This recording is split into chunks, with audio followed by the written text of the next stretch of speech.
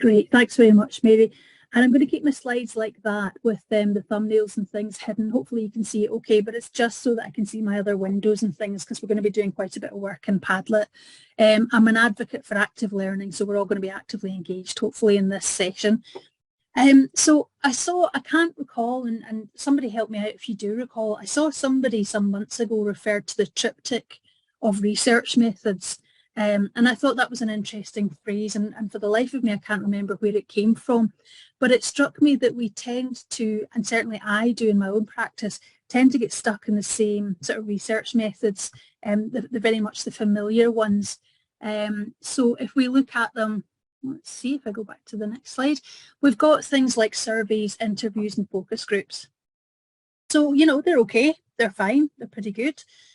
Surveys are quick and cheap to administer. I think we've probably all done surveys. Typically they're quantitative, so they focus on measuring the what, and it's nice if you can incorporate a published validated inventory, and then you can align your findings with findings in other papers. But it's increasingly difficult to get a good response rate. Certainly people I know are struggling to get students to complete that. You do end up with a self-selection bias. It might be those having the most negative experience or those having the most positive experience.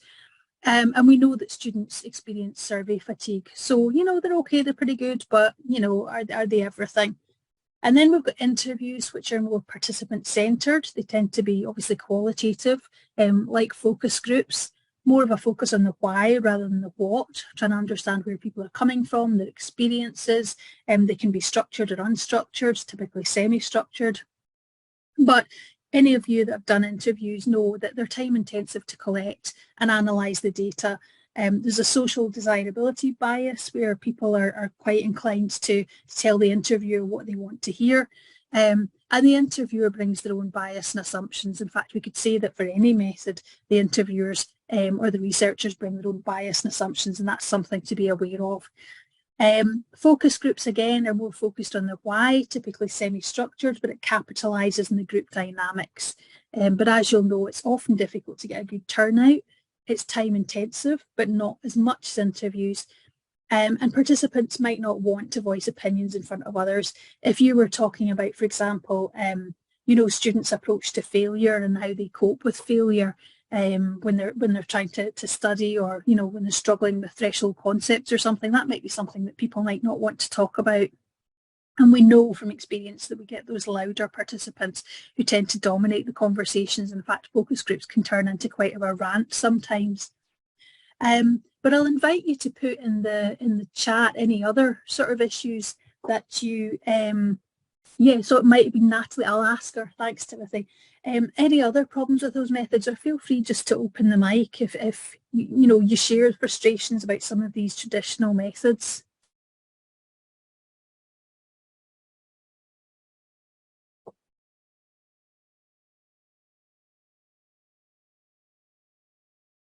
I'll give you, yep. Lena says we used to think aloud when we evaluated our website. Yep. So I'm going to ask you in a moment, we're going to be doing some crowdsourcing, and I'm going to invite you to submit some alternative methods. So hold that thought for now, Lena. I think that's a good one. So the rooming and the cost of travel for focus groups, you're absolutely right. And then do you provide incentives like pizza or coffee and tea? Staff don't like to discuss failure either. Yep. Yeah, no, that's interesting. Thanks, Emma. So yeah, I think it obviously does bias what you can talk about in front of other people, and it's almost reflective of that wider kind of notion that in scholarship, not so much scholarship, but possibly more traditional research, you know, journals don't typically accept things that fail or that aren't working so well, whereas in scholarship we try to approach it more neutrally and invite people to share, you know, what's working, but also what needs further work. So we probably want to engage with methods that allow us to engage with our participants in a more neutral way, where we're not imposing our biases in the same way and we're not subject to the same constraints. So there's quite a lot to pack into this session, so I'm going to be quite fast moving. But Lena already started us off, so what I'd like to do is just brainstorm alternative methods. So let's use your knowledge to add some alternatives here. So I will copy the link to the Padlet into the chat. Okay, Yeah, embracing failure. Yeah, it's a good thing to talk about, Lena. Okay, so hopefully you should be in the Padlet, and I'm going to give you, this is an individual task, but feel free to shout out if you want while you're doing it, but just literally this is a task for you to just add some stuff. See, somebody's already added diaries. So I'm going to stop sharing my slides and I'm going to start sharing the Padlet because I think that will make most sense for the recording. Photo voice. Okay. What it would be quite useful to do as well is also to add a few words about what that method is. So is it photo elicitation, for example? I haven't actually used the approach of photo voice myself, so I'd love to know more about it. Reflective accounts, yep. I'll be quiet now and just let you think.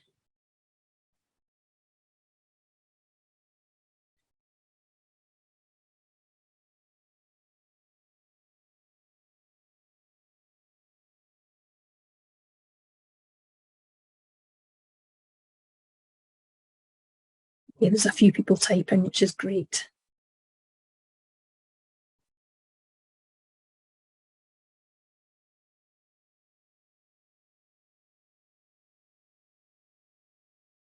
Voice notes, yep.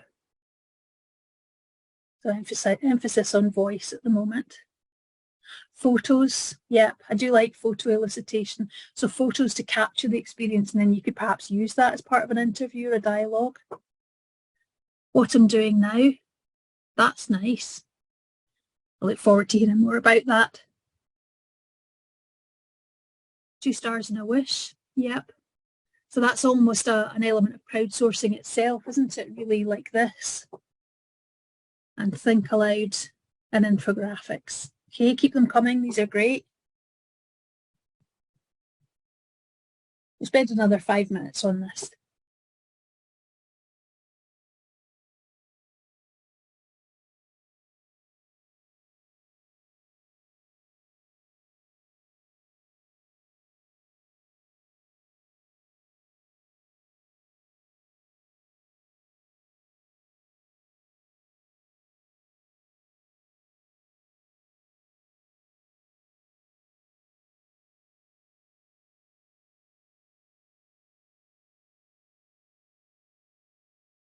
Yeah, I think you're right, Emma.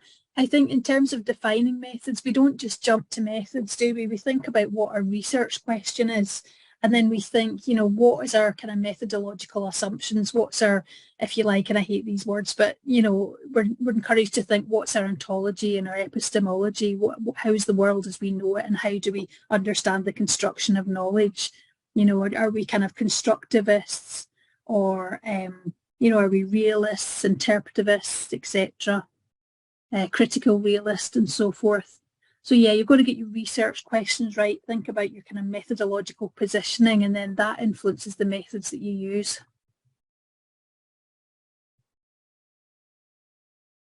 Elevator pitch, nice. Observation, that's a good one, yep.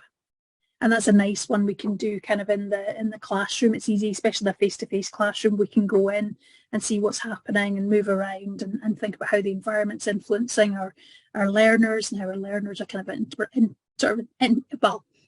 impacting on the environment. Comics, okay, nice. Okay, so what I'd quite like to do is I'd like to now kind of make sense of some of these methods in terms of categorizing them. So feel free to shout out or put in the chat. If we look at some of those methods, can you think of a kind of overall heading for some of those? Keep the ideas coming if you're still thinking of ideas and you want to make contributions.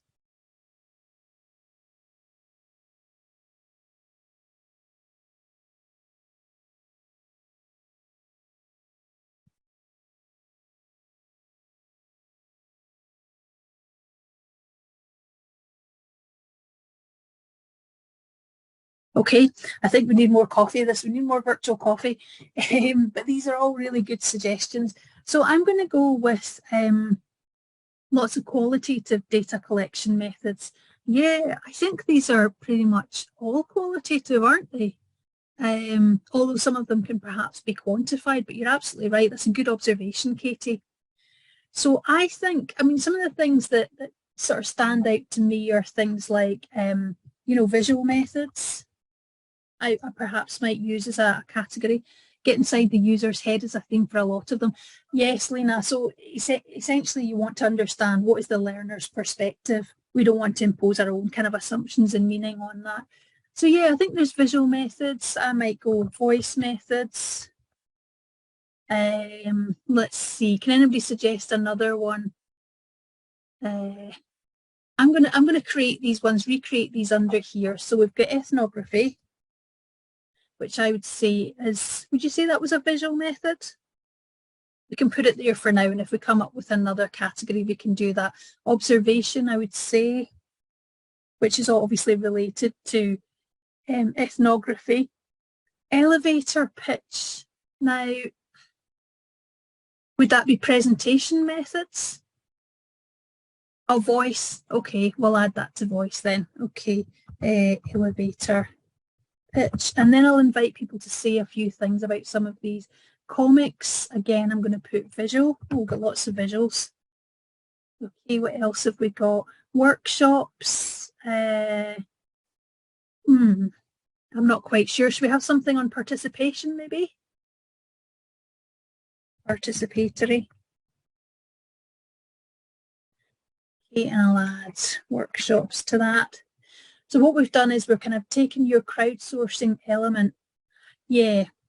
So elevator could be seen as a summarising exercise. Yes, that's true. That's true. So we could have different things in different columns. So we'll just go for summarising, and we'll add elevator pitch to that as well. So we'll duplicate that one and this Padlet, and we'll put it under summarising. Okay, tell us about Think Aloud. Gosh, your name's disappeared. Lena, sorry, Lena, forgive me. Tell us about your use of Think Aloud. We have evaluated our website, our web resources, and we didn't want to influence in any way what students are doing. So we just sat them and did a screen capture and a camera behind them as well as us sitting on the site and taking notes. And we let them just to think of what they would do and just go and do it without any guidance. So some of them decided to look for referencing instructions. Some of them decided, oh, I'm going to do a presentation. I'm going to search for that. So literally from the very beginning, they were just playing with it, trying to find what they're doing and talking at the same time what they're doing. So it was absolute revelation. We discovered lots of things. We made massive changes on the back of that. It is a bit labor intensive, but we were taking notes, so we had the video as a backup in case our notes were not enough. Fantastic. And actually the sort of this idea of Think Aloud has been used for a number of years. I'm old enough to remember, and you probably are, maybe not as much, careful what I say here, but people did this with computer-aided learning packages in early online learning, just watching what people would do to make sure that, people would use electronic materials, in the way that it was anticipated, and very often people would navigate things in a different way. So which gives us food for thought in terms of how we design the interfaces and the sort of navigation, etc. Yeah, Mary's saying she did something similar. Okay, so I'm just sorting out some of these things. Okay, 2 stars and a wish. I'm going to put under summarising, but correct me if I'm wrong. So who wants to talk about 2 stars and a wish? I know that's been used in ALT events before.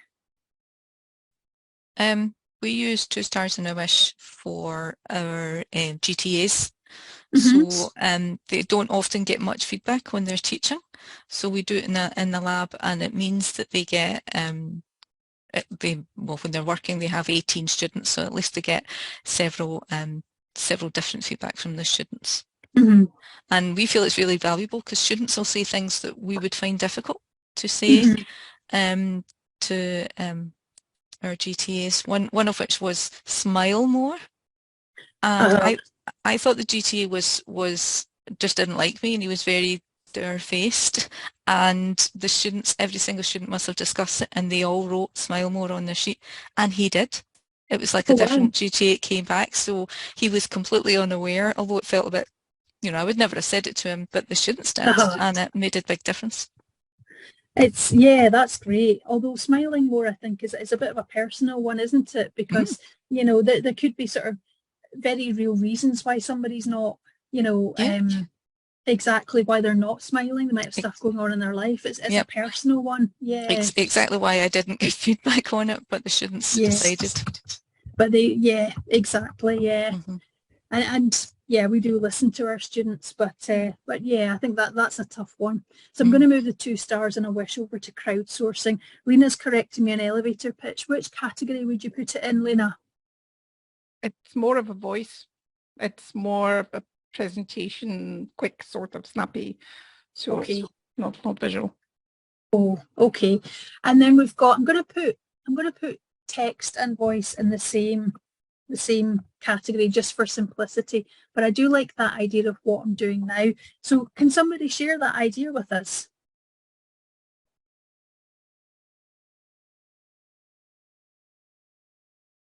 Yeah, we could have reflective. Yep.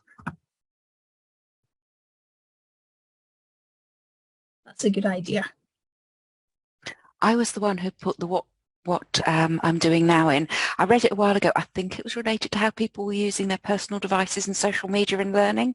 I read it quite a while ago, but I just like that idea of just throughout the day, this group of students just had a quick ping to say, what are you doing? Just to get the picture of how students were when they were in their, I think, you know, you could mute it when you were in a lecture, but just to get the idea of the typical student day and how they were interacting with each other. And I think, I mean, that to me is almost, could also become one that becomes more quantitative. And whereas with my reflection, I was thinking more about, you know, some of the things like the think aloud or the elevator pitch are much more reflective, because you have to really, they're not just, it's not just this quick snapshot, is it? It's this, why are you doing things or something. Yeah. Just it was that's the difference I was trying to think of between, like, because a photograph, just a photograph on its own tends to be a now thing. There's doesn't always have the reflection as to. Yeah, definitely. I think you're right. I think reflection is a key part of it. And actually with one of the methods that I'll discuss with you shortly, which is rich pictures, that reflective part is really important. So I think with a lot of these creative methods, you're right, we can capture what's happening visually through voice and participatory ways, but actually that reflection is really key, because that's what adds meaning. Otherwise you're adding your own kind of interpretation as the researcher. Yeah. Photography, I'm going to add that under that. So lots of visual methods. 3D metaphors, Lego. Where would we like to put visual methods again? That's kind of play. That's a good one. Okay, so this is I mean, we can add to this board later on, but I think this is a really good starting point. So does anybody want to talk about how they've used Lego in learner experience research? Hi everyone, I'd added that one. I've not used it in research. I'd like to, but how I've used it I think is transferable, and that's what was interesting watching your titles, because before you put reflective, I couldn't decide between the visual methods and the voice, because yes, it's very visual, but actually the visual has only got meaning to the person. To everybody else it's meaningless, and it's the voice that's the story that actually comes across. But the reason why I really like it for getting feedback and for running the workshops is that it is so much more about the hands-on, and that things come out indirectly a lot of the time. It's not just Yeah, and I think, I mean, Lego is really powerful, because it is just giving somebody a kind of mediating artifact to just kind of focus on while they're processing other things. So I think it is a really powerful approach. But yes, I think you're right. This reflective almost is kind of like the epitome of everything, isn't it? It's kind of encompasses everything really. And if we go for even photo elicitation, you still want to know, why did somebody take that photograph? What was the kind of, what were they thinking at the time, and so forth. Diaries, I'm just going to put under text and voice methods just now, but obviously they might go under different methods. Okay, so having heard about some of these things, we've got a whole range of different methods now, and based on what people have said about you know, how they work and practice. Actually, let's hear more about comics. Who mentioned comics? Me again. You again, Emma. Okay, brilliant. So tell us about comics. This was something I'd seen. I've shared the link of where it was, and they basically used comic and cartoon type sketches of people at various stages, and they just asked staff and students the whole assessment process, what they were thinking, and then really started to analyse it. So, you know, the students, you know, the panic just before it's due in, the relief when it gets in, the staff, the panic once it's arrived, and then the relief once it's all marked, you know, the staff explaining it, thinking, oh, this is really clear, and the students thinking, what am I meant to do? So it's interesting that's kind of surfaced the kind of emotive aspects, isn't it? So it's not just cognitively what's happening, but it's how people feel about something. Yes. Yeah. And I just thought it was a really nice idea, and was kind of hoping to use it with a couple of things that we were doing. It's one of these, unfortunately, as probably everybody else in this room, the idea pile is, you can't see my arms, is this big. The time scale is teeny weeny. Yeah, that's great. That's really good. Okay, well, I think we've captured most of them. What I'd like to do now is allocate you each 5 votes. So 5 votes to upvote something. I wouldn't downvote anything, but 5 votes to upvote, and let's see what comes out top, just out of interest. So if you just want to spend a minute doing that, based on observation, we've talked about ethnography incorporates observation, and it's typically situating yourself within typically a culture, historically a culture, but that could be, for example, immersing yourself in a specific department or school and seeing how learning and teaching operates. You know, what are the kind of, not just what's happening on the surface, but what are the kind of hidden kind of, what's the word I'm looking for, like, you know, the like power dimensions at play, or you know, what else is going on, what's happening in terms of group norms and cohesion and things like that and so forth. But diaries are good too. People make a conscious effort to write diaries. Okay, so while you're upvoting that, are we voting for the use? Just vote for what appeals to you most just now, really, or it could be the most useful. It's really just what gets your overall 5 votes, and we'll see what comes out quite positively. And there's a reason I'm doing this, which I'll explain in a moment.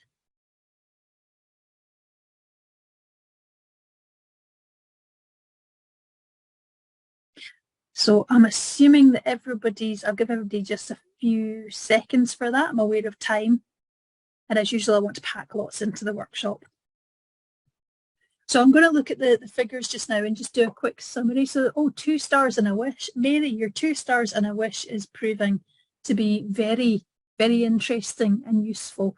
And often we don't you know, often use the blogs, the alt blogs, but maybe something like that. You know, people might like to reflect on their use of different creative methods for evaluation in a blog and share that practice with the rest of the community. I'm sure that would be very welcome. And Mary, I think you said that the ALT-ELESIG Scotland site is developing, so I don't know if you'll have your blog on that or if that will be in the main ALT-ELESIG site, but maybe that's something that people can think about as well. Okay, so I'm going to stop sharing this screen and I'm going to go back to my slides, but I will be going back to the Padlet soon. So let me just bring up my slides and share them. Okay, so thank you very much for your participation in that exercise. That was really interesting, and I had no idea what was going to come up at all, but we got some really good stuff. Okay, so I just wanted to highlight the crowdsourcing as a research method. So there's a paper by Eklund et al. That I came across, and digital crowdsourcing is considered a socio-technical pragmatic method. So I talked about methodological assumptions. this idea of pragmatism is basically that you're not forcing people down a particular methodological route. Like, you're not committing people to constructivism or being a realist or being a positivist or anything like that. It's a practical, pragmatic research approach that doesn't really have any major kind of methodological assumptions. The origins are in business, and typically there can be a large number of participants. We've got a restricted number of participants here today, but typically you could have much larger groups. And there's 3 types of tasks. So there's the productive tasks, which are your brainstorming, which is represented in our first column there. The reconfiguring tasks, which is categorizing, so trying to make sense of what's come out of the crowdsourcing approach. And then there's evaluating tasks, which is where the crowd assesses the output. So I was really interested to hear there was some comments there about the importance of reflection, and that reflection was something that kind of ran across all of these methods, because each of these methods are just, a lot of them are just, they represent a moment in time, and you have to add meaning to it. So Emma's shared a link in the chat. Thank you, Emma. But yeah, there's ethical issues. So who participates? For example, if you were doing an evaluation project like this with your students, does everybody have the opportunity to participate? Who actually controls the information in the research? And could there be digital equity issues as well? So these are things to bear in mind. And I wanted to also kind of highlight the nominal group technique. So I think there are elements that are common across both these approaches. So Tunda Varga Atkins got funding by the ELESIG Small Grants Scheme. That's when ELESIG had some money to award funding. But basically developed a guide to using the nominal group technique. And that's typically done in post-its, but you could do it electronically as well, where you gather individual responses, and then in stage 2, the responses are read out by participants, similar items are grouped together. And stage 3, participants ranked their top 5 responses. So there was a bit of crowdsourcing going on there, but there was also a bit of the nominal group technique as well, but not a kind of exact nominal group technique, but certainly there was parallels across the different approaches. So what I wanted you to do now was, I'm aware of time, I wanted to give you the opportunity to do something creative for 10 minutes. So I'm going to stop sharing my screen, and I'm going to go back to Padlet. Because why make it easy for myself? So I'm going to start sharing the Padlet again. And what I'm going to do is I'm going to create another thing at the top here, and I'm just going to call it creative evaluation methods. So I want to give you a choice, and I want to give you a choice as to whether you work in groups, and I'll ask for Mary and Avril's help in setting that up, or whether you want to work individually. So it's completely up to you. So I'm going to give you a choice of methods. Let me just check my my document while I just check the types of methods. So I thought what we could do is, this is one thing we could do in groups. So I'm going to paste it in the chat. So one thing we could do is to draw or sketch what learner experience research means to you. And you could do this individually, or you could do it in groups if you want. And the reason for that is I'm going to link that to this idea of rich pictures. So you can draw and sketch in PowerPoint, or if you've got a pad or even a bit of paper, you can sort of draw on a bit of paper and upload it. You could have a PowerPoint for your group and then upload your individual drawings to that PowerPoint, however you want to go about it. An alternative method is creative writing. So I'm just pasting that in as well. So you could write poetry or a short story or a haiku on research methods. I'm not an expert on haikus, but I think that's the 3-line poems. So something creative in terms of writing. Or another one which I've heard about recently, which I think might be quite fun. That's my cat in the background, sorry, making noises. Is to write yourself a weekly postcard. So you could use canva.com, or what you could do is you could just upload an image to Padlet itself. So if you want to create, for example, a postcard, you could click on the plus button. Oh, am I sharing the right screen? Am I sharing the Padlet, Mary? Yes, yeah. Yeah, good. Okay, good. So you could just add an item, and then what you can do is click this button here, which is the search images, and you could I'm just going to type in research methods. I'll be surprised if it's got anything specifically about that. Oh, well, there you go. It's got some stuff. But that's how you add a picture to your post. So you could create a kind of postcard on what you're thinking about research methods or creative research methods today. And Emma's just added to the chat, do you know that Padlet now has an I can't draw option to generate images using AI? I did not know that, Emma. Okay, so that might be an option for people to explore that as well. If you open that new post, Vicky, Mm-hmm. again, see them 3 dots? Yeah. Under there, there's I can't draw. Oh, okay. There's next to it, there's a draw. So if you close that again, yeah. Next to it, there's a draw, so it will let you draw in it. But if you can't draw, it's got the option as well. Where's that? Sorry. Oh, right, but you want to draw? No. Yeah, so if you close that for a minute. Okay. And next to it, the other way. Move your mouse to the middle there. Draw. It says draw. So it's a choice of draw and I can't draw. Oh, brilliant. Okay, thank you for that, Emma. I didn't know that was available. Thank you. That's good. Okay, and so Canva's also got a tool to generate images with AI. See, you learn everything in these meetings. Okay, so I'm going to give you, let's see, I'll give you several minutes to be creative. I know that's not a lot of time, and maybe it's better done as an individual one rather than a group one, given the time. But let's maybe spend 5-7 minutes doing that. And I'm going to let my noisy cat out the door in the meantime.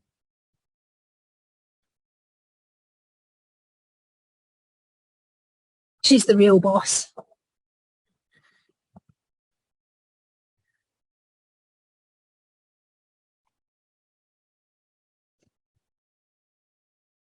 And just in the spirit of participation, I'm going to do myself a weekly postcard as well.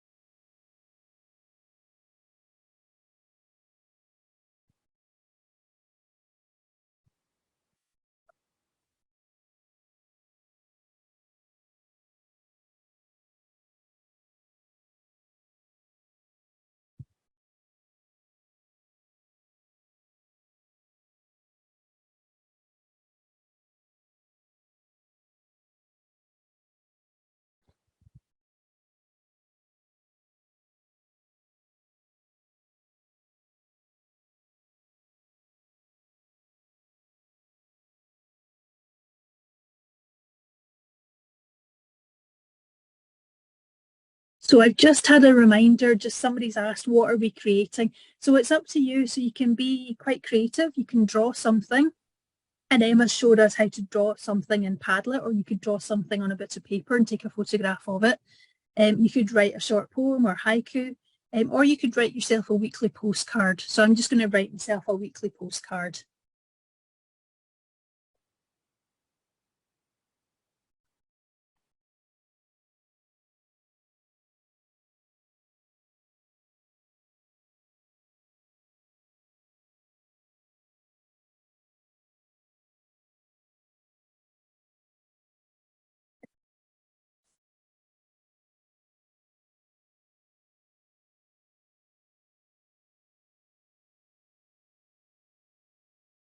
Okay, and I'm just going to move them over to this part here, if that's okay. And somebody's got a nice image there. So if you want to, with that nice image that you've uploaded, feel free to add a bit of reflection so that we understand, you know, where that's come from, you know, what's behind your thinking in choosing that image.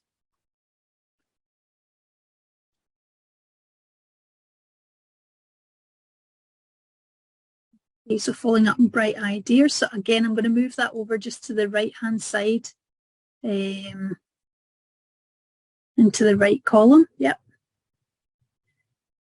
Okay, so that's nice. A nice image there. Again, if you want to add just a little bit of explanation on what that means, it can be really short, long, however long you want.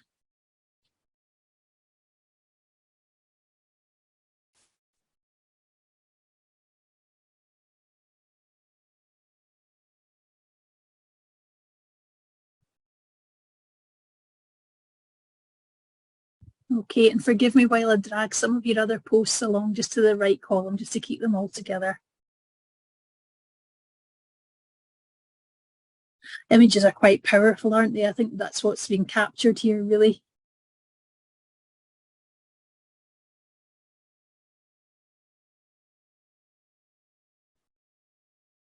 Oh yeah, the Padlet link. Sorry, Leah.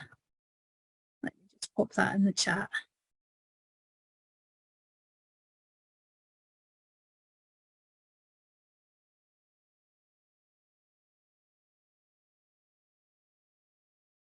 Okay. Sunny, productive day. Yeah, I think that captures it. Again, feel free to add a few words if you want, just to kind of contextualize that image, but I think that's fairly self-explanatory. Have we got any poems yet?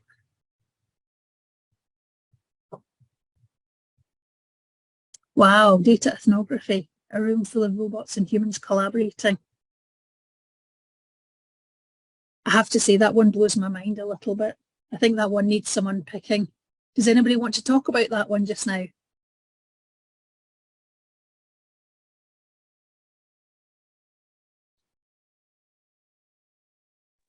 Yep, happy to talk to that one. Vicki, Tim Drysdale here from Edinburgh. You probably could have guessed. I knew it was you.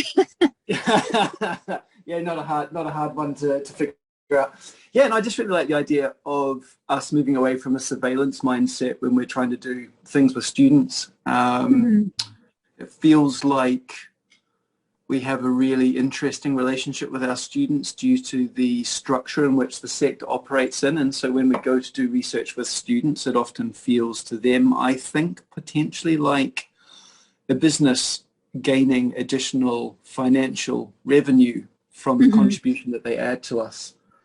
Because the pursuit of knowledge for its own sake and the pursuit for understanding the world has often been sort of diluted by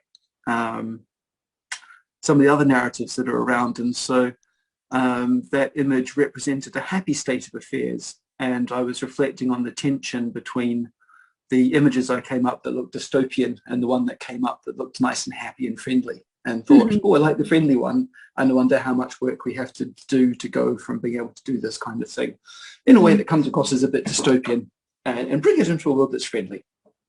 That's great, thank you. And it gives us food for thought. I really like the comment that you made about it's almost like doing research to participants. And I think we need to be cautious of that, and we need to move towards more participatory methods where we're actually giving our the people we're researching ownership of the process, which should be more meaningful than us trying to always impose our own kind of, like you say, getting something out of them all the time. That's troublesome. So yes, it's getting a window into their experiences, but not in a way that's kind of intrusive or that, I think one of the challenges, say, for example, taking it back to the traditional methods, is we're always asking for stuff from students. So things like, surveys and things, we're asking for information and we're treating them as research subjects when actually they're not really active participants. Great. Okay, so I am going to just stop sharing that and go back to my slides.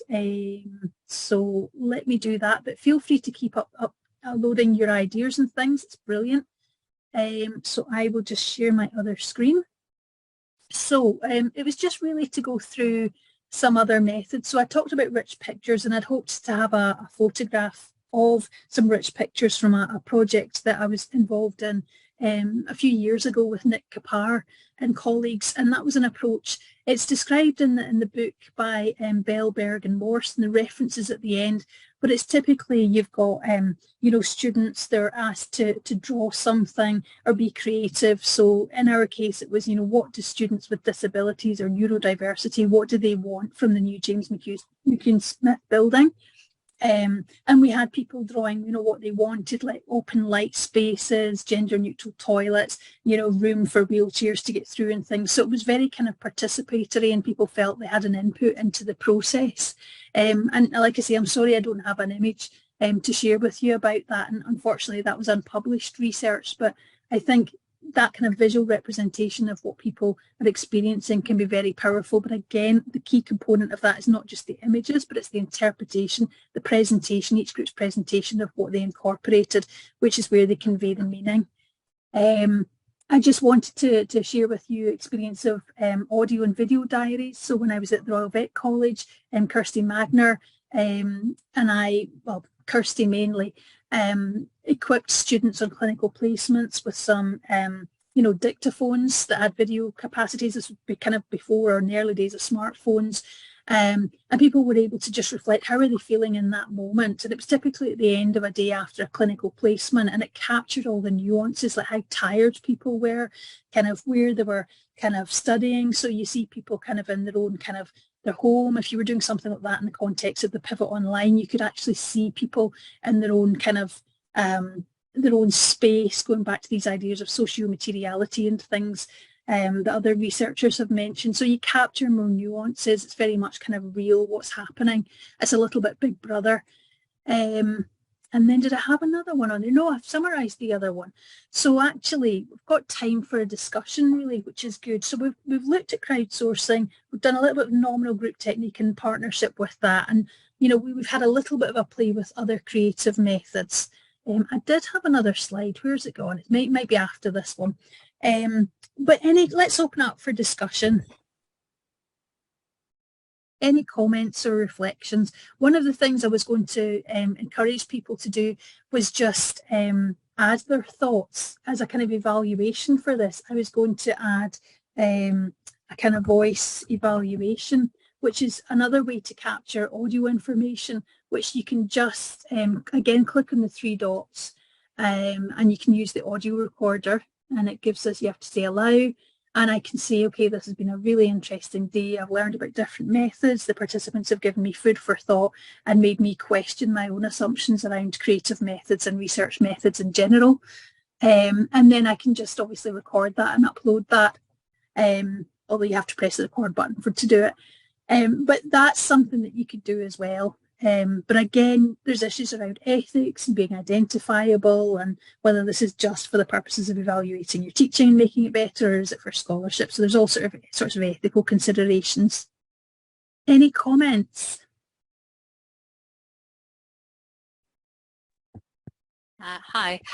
I was just going to say I really like the idea of not doing the research to the students, like that they're an active part in that. Something I hadn't considered, which is quite strange. I don't know what approaches to use for that, but yeah, I just thought it was really interesting to be highlighted. Yeah, it's a good point. And I think even, you know, perhaps not even choosing the methods, but let's co-create the research questions and our assumptions and the methods with the students. I think that can be much more powerful. There's definitely scope for more staff-student partnership working in that regard. But that's a good point. So just did a couple of slides to finish on because I'm aware of time. So this is a book that's come out fairly recently. It's quite interesting. It's got things like walking interviews, because when you're walking alongside somebody, there's a sense of intimacy. Participants can open up about things. Obviously, you've got to think about health and safety. But yeah, that can become very sort of, you know, interviewee centred. There's poetry, there's cartoon strips, somebody's mentioned cartoon, there's hip hop, so that's been used in schools. We did a little bit of the drawing lived experience in a postcard. There's dance. Nobody's done interpretative dance yet. It might happen at a future ALT-ELESIG meeting. Mary, Avril, watch this space. And Lego's been mentioned as well. And then I think finally just some additional references. So I'll make sure the slides are circulated for everybody. But yeah, that's all I had to say. So I'm going to stop sharing and just put it back over to you guys.